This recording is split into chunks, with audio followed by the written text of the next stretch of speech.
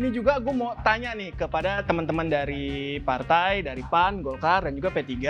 Sebenarnya mereka itu lagi concern di apa ya, isu apa sih gitu, dan tantangannya itu ke depan itu apa aja gitu. Dan mungkin di tiap partai itu ada concern yang berbeda, mungkin PAN concern di ekonomi, atau Golkar concern di apa namanya infrastruktur, mungkin P3 juga punya isu sendiri. Nah ini gue pengen tahu sih, ke Bang Nazmi dulu ya. Boleh. Oke, Bang Nazmi, tadi yang kayak gue bilang itu P3 itu ngerasa punya tantangan apa sih ke depan gitu ya, dalam hal ya artian yang positif lah untuk bangsa dan negara. Iya. Gitu.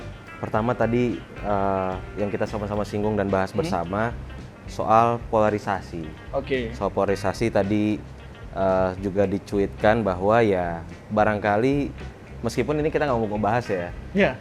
Koalisi Indonesia Bersatu, Beringin, Surya Alam, dan Baitullah ini yaitu bagian dari upaya partai kami juga menghindari dari dikotomi dan pembelahan masyarakat. Dan P3 sendiri itu ingin membangun wajah yang inklusif. Oke. Kita itu punya 4 segmen setidaknya. Yang pertama itu umat, yang kedua itu kalangan duafa, ketiga itu ibu, perempuan, dan keluarga, dan yang keempat baru anak muda dan netizen. Nah, gue sendiri mungkin perwajahan dari yang terakhir ya, anak muda. Umat. Mudah-mudahan bukan yang duafa, mudah-mudahan. Apalagi yang perempuan, ibu, dan keluarga, karena gue bukan perempuan, gue bukan ibu, dan gue belum berkeluarga. Oke. Gitu. Oke. Artinya kode ya mungkin ya. Kode. Jadi gue sebagai ada salah satu segmen target dari partai P3 sendiri ya merasa bersyukur bahwa iklim yang partai tua ini bawa saat ini tuh sejalan dan senafas. Utamanya gue sendiri ngerasain diberikan porsi yang cukup besar, cukup strategis. Bagaimana seorang anak muda ada di posisi yang bisa dibilang cukup sentris ya, Strategis. cukup strategis di DKI Jakarta. Artinya itu adalah pembuktian bahwa P3 sendiri sudah mulai berbenah. Jadi P3 kalau gue bahasain itu bukan lagi apa ya, partai orang tua. Oke. Meskipun isinya para kiai, ulama, habaib, dan Ka'bah itu adalah pengejawantahan dari orang bagaimana beribadah gitu ya, orang-orang alim. Kalau gue bilang anak-anak muda sendiri kalau emang istilahnya yang masih banyak dosa, banyak khilaf, tujuan lo ya ke Ka'bah. Kiblat lo masih ke Ka'bah, lo menghamba ke Ka'bah. Jadi itu bagian dari upaya rebranding dari partai kami sendiri. Oke, maksud lo tadi bilang lo masih banyak dosa ya, lo harusnya ke Ka'bah, jangan lo ke Beringin atau bahkan ke Matahari. Nah, kalau itu bahasa internal masing-masing. Ada juga mungkin jokes gua, ini bursa transfer dari keluarga Mas Jupri juga kan ada ke keluarga gitu? kami. Ada. Almarhum Haji Lulung. Almarhum Haji iya, Lulung, iya, misalkan iya. beliau sendiri yang menggayat gua ke DKI. Oke. Jadi yang tadinya penyembah matahari balik ke penyembah kiblat. Gitu. Jadi kiblatnya diluruskan. Itu mungkin internal joke saja ya. Iya. Tapi di luar dari upaya-upaya internal itu ya pastinya kami membangun iklim demokrasi yang inklusif. Kami juga berusaha bagaimana setiap ruang-ruang itu diberdayakan semestinya. Benar. Aduh, gue masih ketawa. Gitu, Bro. Bercanda ya, Bang saya. Gak apa-apa. Iya. Bang Jupri. Bener lo. Lu masih berdosa lo. Bener lo. Lu juga berdosa lo ke Ka'bah lo. Hukum Islam. Jadi kalau nggak mampu ke Mekah, ya minimal ke P3 dulu gitu. Minimal. Ada program umroh gratis. Bisa dibicarakan. Bisa bicara. Umroh gratis bener. Oke, Itu bukan janji politik ya? Bukan ya? Gua clearin dari sekarang. Nanti gua ditegur sama Pak Ketum. Bro lagi, astagfirullah. Saudaraku. Saudara. Oke, gak apa-apa bro juga. Kan manggilnya saudaraku. Iya. Oh, Saudara keluarga. lucu. Gitu makanya. Kalau P3 punya apa? Sapaan apa? Kiai. Kiai. Kalau Berat budaya- kali. Oke, Ki. Gimana? Apa namanya concern PAN itu untuk kedepannya itu apa sih? Dan tantangan nih menurut PAN itu apa? Kalau tantangan pasti ada internal, eksternal. Oke. Kalau internal dulu, singkatnya, kita kan memang sempat melalui, ya kita sebutnya badai internal lah. ketika kongres kita terakhir, di mana salah satu dampaknya adalah salah satu founding father kita yang saya juga masih hormati, kita semua hormati, ayahanda Pak Amin Rais itu memutuskan untuk keluar dari Partai Amanat Nasional dan membentuk partai politik baru. Oke. Tentu itu pilihan politik beliau, kita hargai sepenuhnya, tapi ya itu tidak kita pungkiri jadi tantangan internal yang utama 2 tahun terakhir. Tapi alhamdulillah setelah itu kita coba berbenah juga, kita rapihkan struktur organisasi di internal mulai dari kabupaten kota, setiap provinsi sampai pusat. Jadi kita harapkan by next year itu tantangan internal itu bisa kita mitigasi. Nah, kalau yang untuk eksternal dari Pak Zulkifli Hasan itu sangat concern dengan isu-isu ekonomi sebetulnya.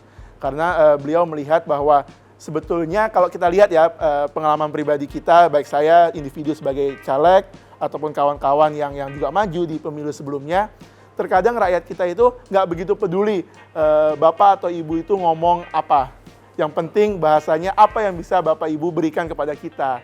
Apakah itu dalam bentuk bantuan langsung maupun dalam bentuk program jangka panjang. Dan program jangka panjang yang paling sering kena di hati mereka adalah program ekonomi, nggak bisa kita pungkiri, yang berdampak langsung pada kehidupan masyarakat di lapangan. Dan itu nggak selalu misalnya, oh itu politik uang ya, diberikan uang misalnya 50.000 atau 100.000, nggak juga.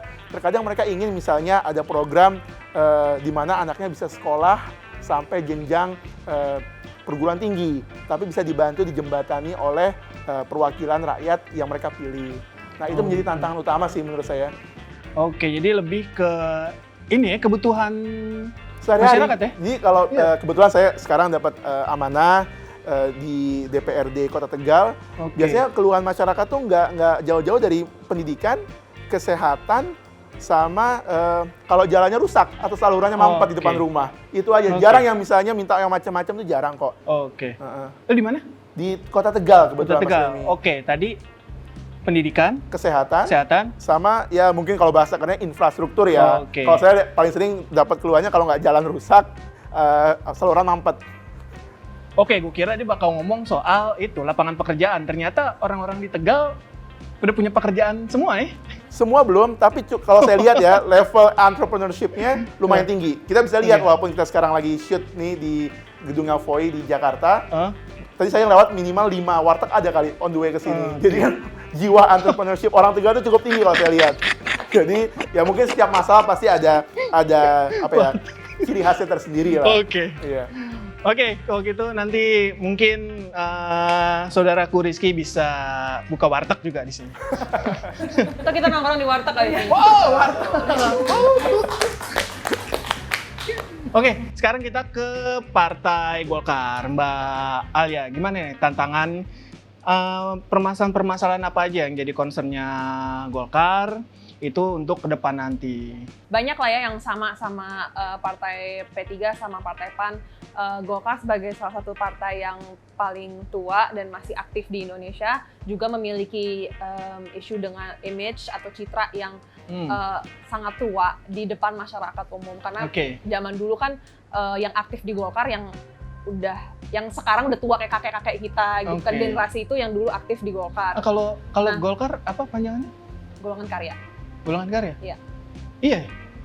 Ini ada klimaksnya nggak nih kayaknya mau nanya jokes gitu. Soalnya nggak tahu beneran. Gue nanya ke bapak gue dulu kan, gue waktu kecil ya nanya. Terus waktu pas pemilu, gue nanya ke bapak gue, Pak habis dari mana? Dari TPS. Terus milih siapa? Oh, Partai Golongan Karyawan.